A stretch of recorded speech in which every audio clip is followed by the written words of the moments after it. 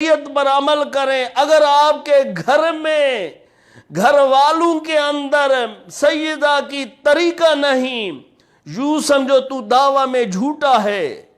ابو بکر صدیق پر قربان، انہوں نے حضور اکرم صلی اللہ علیہ وسلم کے پورے دین اسلام کو زندہ کیا. حضور کے سنت پر علیکم بسنتی وما آتاکم الرسول فخذوا وما نہاکم عنہ فانتہوا واتقوا اللہ، انہوں نے کر کے دکھایا.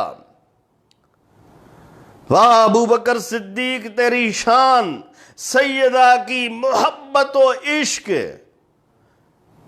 ابھی دیکھیں اشرت علماء کیا لکھتے ہیں، فرماتے ہیں چون واقع شد میاں نے ابو بکر و فاطمہ آنچ واقع شد، رفت ابو بکر نزد فاطمہ و ایستاد شد.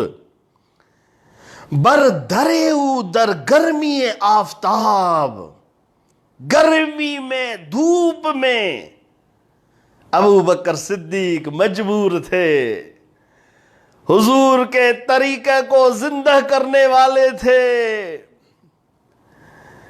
دشمنان اسلام مقابلے کے لیے کھڑے ہوئے تھے، زکوٰۃ والوں نے انکار کیا ہم زکوٰۃ نہیں دیں گے.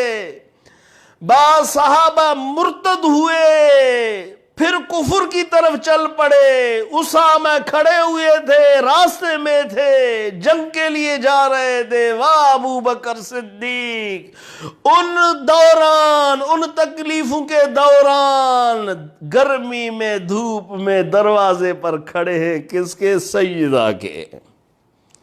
افسوس آج کا مسلمان، قرآن سے دور مسلمان، احادیث سے دور مسلمان، قرآن سنت کے علم سے دور مسلمان.